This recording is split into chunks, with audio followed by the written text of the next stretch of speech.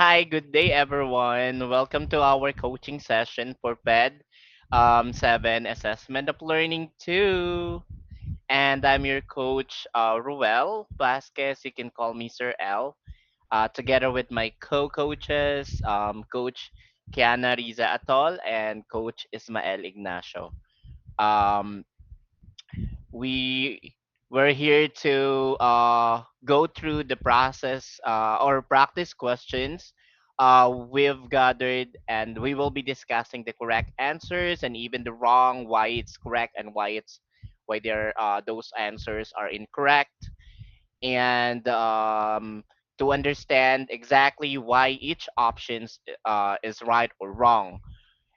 Well, our goal is not just to memorize answers, but also to truly understand the concept so you can explain them confidently, because we will be like answering lot of questions. This is actually our practice moving forward.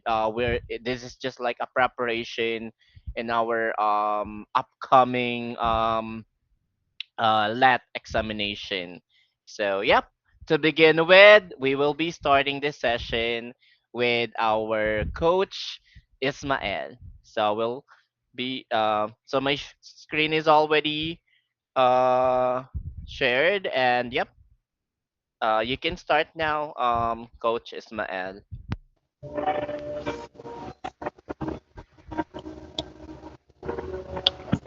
Yes, magandang buhay to everyone. So, uh, let's move to number 19.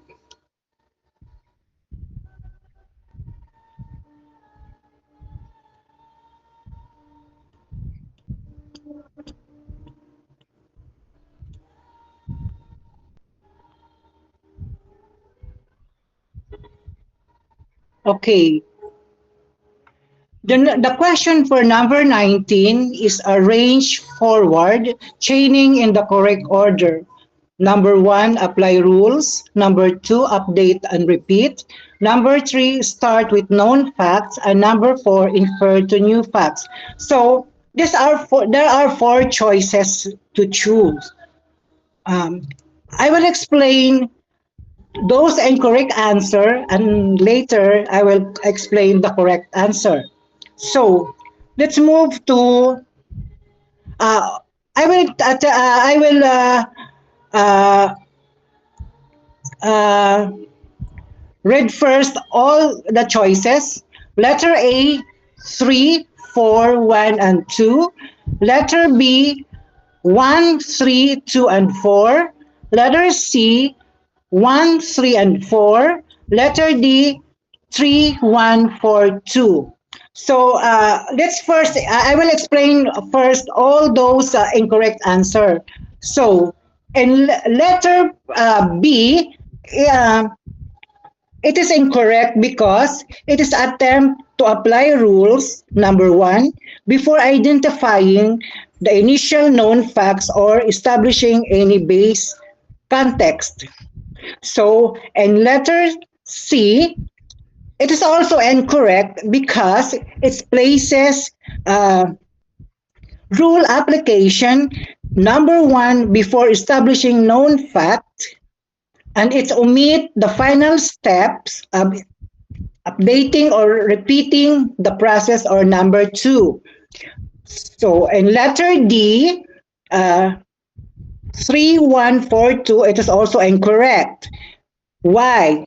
It's because applying rule number one occurs before inferring a new fact, number four, and reversing the logical order and rule of evaluation in forward chaining. So, letter A is the right answer or the correct answer.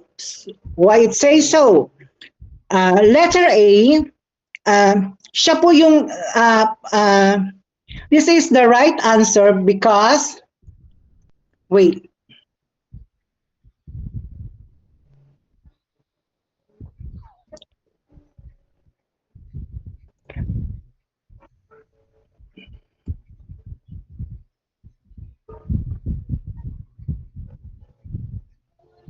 So the correct answer is letter A.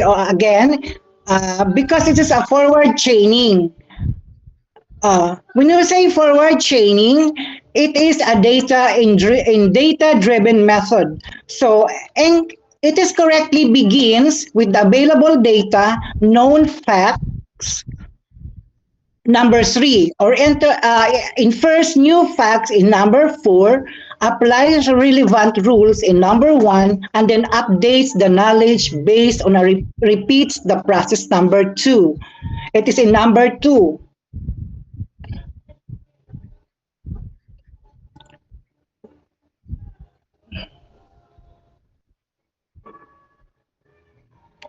So, i-explain ko rin siya in both in Tagalog para mas maintindihan ng iba.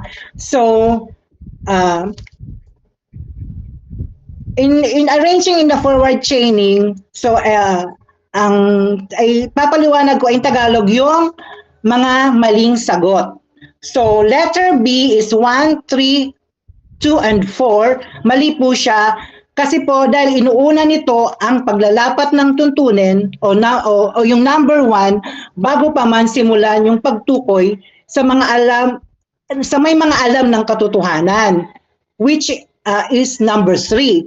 So when letter C naman sa uh, it is 1, 3 and 4, mali din po siya dahil kulang yung mga steps at nauuna ang pag-a-apply ng mga rules bago magsimula sa katotohanan, sa mga fact. So, letter D naman po ay 3, 1, 4, 2. Mali rin po ito dahil inuuna nito yung pag-a-apply ng rules number one, yung unang rule, yung rule number one, bago ang pag-infer sa mga panibagong facts, which is in number four. So, dako po tayo doon sa tamang sagot, which is letter A. Ang letter A naman is 3, 4, 1 and 2. Ito ay ang tamang pagkasunod-sunod o yung step by step ang tinatawag na forward chaining. Ito ay magsisimula sa mga alam na mga katotohanan o number three at ang mga bagong katotohanan number four at paglalapat ng mga tuntunin naman sa number one at ang pag-a-update o yung at pag-ulit ng mga proseso which is in number two. So let's move on in question number 22. Question number 22, the teacher does stages 1 to 4, 1, 2, 3, and 4, and the learner does only step 5. Then step 4 is added to what the learner does. Which method is this? Which method is this? A forward chaining. B, an independent practice. C, a task analysis. Letter D, a backward chaining. So again, same sa ginawa ko dun sa number 19, I will explain all those wrong answer first before the right answer. Okay, uh, when we say a forward chaining is instruction begins with the learner completing the first step independently, followed by the second, and so the moving chronologically forward. So letter B is the independent practice. It is also incorrect. Letter B is also incorrect. Why it says so? Because practice is requires the learner to perform the entire sequence or the task from start to finish without prompt in teacher's assistance. Uh, let's move on to letter C, the task analysis. It's also incorrect. Why? The task analysis is the preparatory process of breaking a complex skills down into smaller, teachable, teachable steps, or rather than its instructional claiming in strategy itself. So letter A, letter B, letter D, all or there are incorrect answer.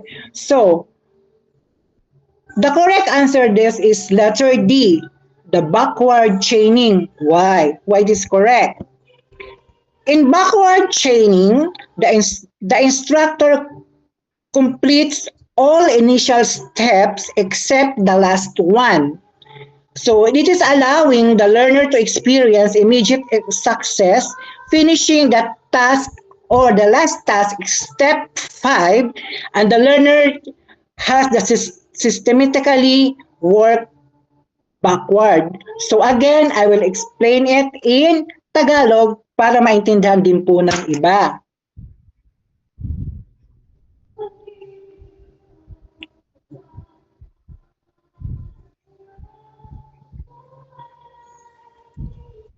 So again, I will read the questions. The teacher does step 1 to 4, and the learner does only step 5. Then step 4 is added to what the learner does. Which method is this? Okay. Again, ipapaliwanag ko din muna po yung tatlong maling sagot bago po yung tamang sagot. So, letter A, ang tinatawag na forward chaining. Sa forward chaining, ang mag-aaral ang unang gumagawan hakbang 1 bago idagdag ang hakbang 2, ang rule number 2, hanggang sa matapos ang buong process. So, when we letter B, when we say independent practice, which is again mali. Pagkat ito ay mag-isa na ginagawa ng estudyante, ang buong gawain ng walang anuman o wala siyang inilalapitang tutulong sa kanya o magsusuporta sa kanya, even teachers or their co-students. So when we say task analysis, again, mali din po siya. Why? Ay bakit po? Kasi ay yung process na to ay yung pagsasalansan o paghihimay-himay o hati-hati ng isang komplikadong gawain sa maliliit at mas madaling hakbang na hindi mismong paraan sa pagtuturo nito. So, when nasabi ko na po yung A, B, C na mga maling sagot, so ang tamang sagot po dyan ay ang backward chaining na tinatawag natin. Ang backward chaining naman ay ito ay ang sagot dahil itinuturo ang gawain simula sa pinakahuling rules o steps dito sa nag-umpisa sa pinakailalim na steps tapos paakyat papunta sa simula kung saan yung mga teacher muna ang gumagawa ng mga unang hakbang. So, ibig sabihin, si teacher muna nagtuturo na ito ang dapat mong gawin. Bago ang estudyante naman, susunod na siya sa teacher niya, na susundan niya yung kung ano yung sinasabi ng kanyang teacher. So, that's all for my part. Let's back to our co.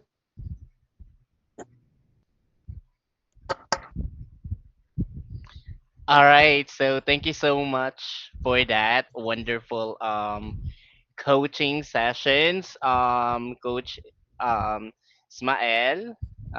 Thank you for the learnings. And now, moving on for the next number is the number 29. So, for this number, the question is arrange the steps in developing a scoring rubric in the correct order. First is describe levels of performance. Second is identify the criteria to be assessed. Third is test and refine the rubric. And the last one, or the number four, is create rating scales.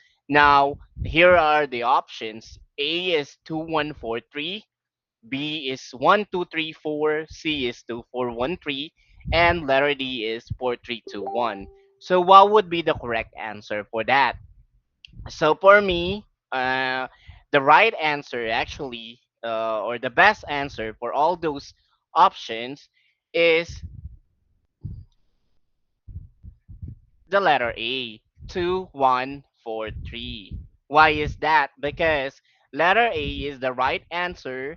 Um, why is letter A is the right answer? I'm so sorry. I was like, yeah, why is the letter A is the right answer? Well, that is because we must first identify the criteria or what we will assess. That will be the first one. And then next is we describe the different levels of performance, or we will be describing the next level of the performance. So that will be the next one. And then after that, we will we will be creating the rating of scale to assign the scores. Then finally, we will test and refine the rubric to make sure it works fairly and accurately. So if we will be choosing the letter A, 2143. So first is to identify the criteria to be assessed. That's a number two. Then one is to describe levels of performance, and then four, create the rating scales, and the last one would be test and refine the rubric. So that is the right answer for that. So that's for our number 29. And how about for analyzing? So this number are one of the most question that has the most number of incorrect answers. So the question is, the learner actively participates in activity. The learner actively participates in activities and shows that the activity is important to him or her. Which stage of affective taxonomy is this? Is it A, receiving, B, valuing, C, responding, or D, organizing? So what do you think is the right answer? Of course, the right answer is letter C, responding. And why is it responding? Why is it not receiving or valuing or organizing? Um Well, for receiving, that is like just paying attention or listening. So receiving is just like paying our attention or listening, and then for responding, that is just like participating or reacting willingly. So nagre-react ka lang, pa-participate ka lang, and then how about the valuing, showing that something is important and attaching word to it. This is the answer. This is the copy. Some attachment that you will be putting in there. So it's just like showing something that is very important in attaching those answers. So that's for valuing. And now, for organizing, it is arranging values into a system. So, nag-arrange ka ng yeah, mga values into to make it a system. Organized, like, yeah. And yeah, so the correct answer will be the letter C, responding. So there. So that's participating or reacting willingly. Because the question is, the learner actively participates. All right, we do have the keyword, which is the participate, and that's participating and reacting. All right. So for our number 40, this is for the understanding, one of the most numbers of incorrect answers as well. What are the three components of attitudes? Is it A, knowledge, skills, practice? Letter B, cognitive, affective, behavioral? Letter C, receiving, responding, valuing? Or letter D, self-peer society?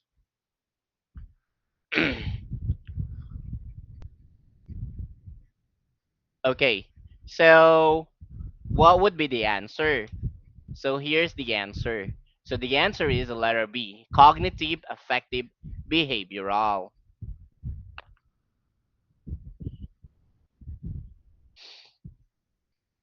Okay, so for cognitive, why is it cognitive, affective, and behavioral? So for cognitive, this is what you think or believe about something. Yeah, that's the cognitive for cognitive, and for the affective, this is how you feel. So cognitive is thinking, and then affective is how you feel. All right, and then for behavioral, this is how you act and or response toward it. And this is how you respond and act toward it. Okay, sorry, someone just passed by. My bad. Yeah, thank you. Sorry for that. I was just like all right, so like what I'm saying, the letter B, cognitive affective behavioral, is the correct answer. It is because attitude has the components like cognitive refers to our beliefs or knowledge, something like that. So beliefs like yung mga paniniwala ng mga nakakatanda or yung mga sabi-sabi, mga ganyan. And affective refers to our feelings and emotions. So dito na papasok yung pag nasabihan ka ng kung ano na mga words. So magdaramdam na tayo. So papasok na yung emotions, yung feelings. So din na yun, papasok. And then yung behavioral naman, is refers to actions or tendencies. These three together from a person's attitude towards something. So for behavioral, so dyan na yung pagpaulit-ulit, I mean, dun mo na masasabing, kasi 'di ba, ang attitude ng tao made-determine natin kung totoo ba siya or hindi. Now, kapag paulit-ulit, that means it's behavioral. Paulit-ulit niyang ginagawa, paulit-ulit siya nagkakamali. Hindi lang yun once or twice, yung paulit-ulit. So, na 'di ba yung iba pwedeng magsabi ng sorry, hindi na mauulit, pero dahil paulit-ulit, so nagiging behavioral na siya. So we do have the cognitive, affective, and behavioral. And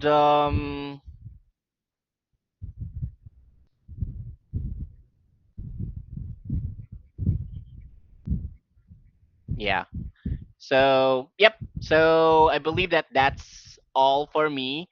So, I have three questions I've answered, and now I will be calling one of our coaches, Coach Kiana, to introduce the other two questions that she has.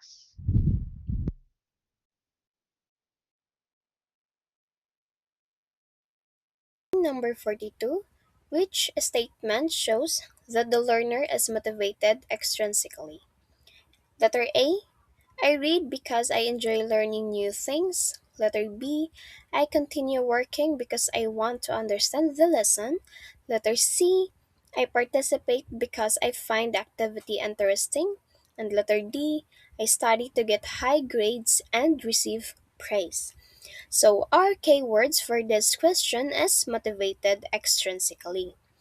But first, what are the kinds of motivation? So we have intrinsic motivation and extrinsic motivation. So for this question, let's focus on extrinsic motivation.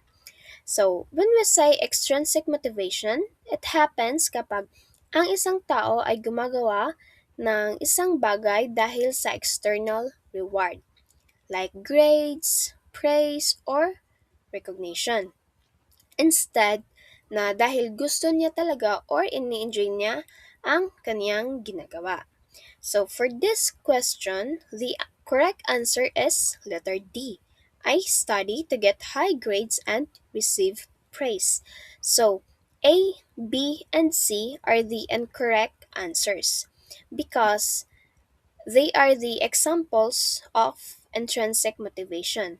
Gumagawa kasi may personal satisfaction, interest, or talagang gusto nilang gawin ang mga bagay-bagay. So, the letter D is the correct answer since ang reason for studying dito ay external reward, which is ang grades and ang praise. Hindi yung enjoyment or yung interest nila sa learning process or sa pag-aaral. Gusto nilang mag-aral para makakuha ng grades and praise galing sa kanilang teachers or from their parents. So, for evaluating, number 46, which response best demonstrates a strong academic self-concept during a challenging group activity?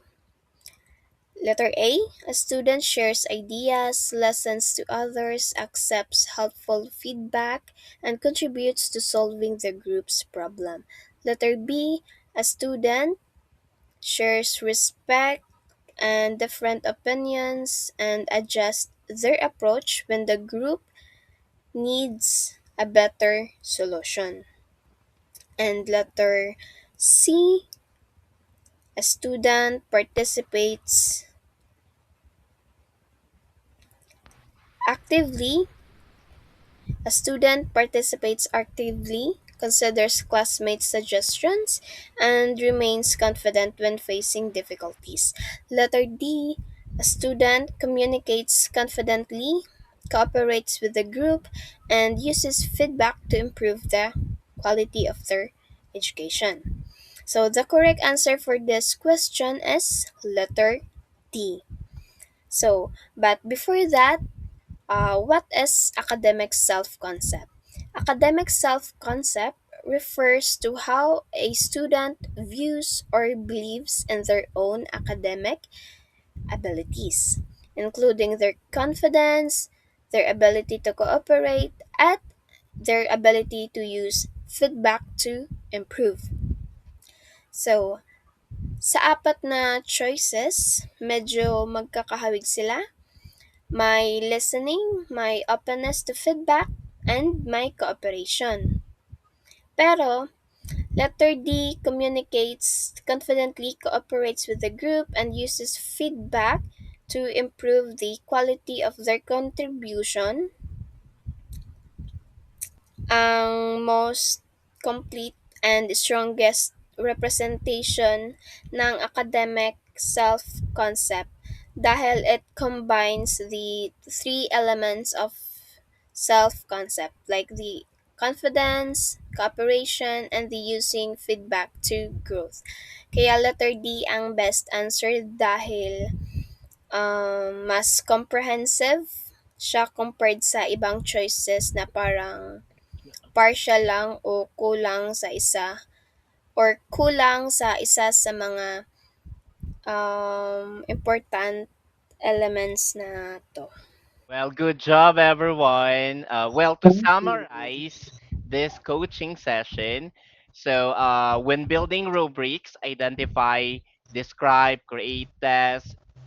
In the affective domain, listening, participating, then valuing what feelings and actions. Well, then forward training goes from start to finish. Backward training goes from the end to back backward. Well, thank you, Kiana, Coach Kiana, and Ismael for active participation today. Well, keep reviewing and remember, understanding the concept is more important than memorizing the answer. See you again to our next session. Goodbye, guys.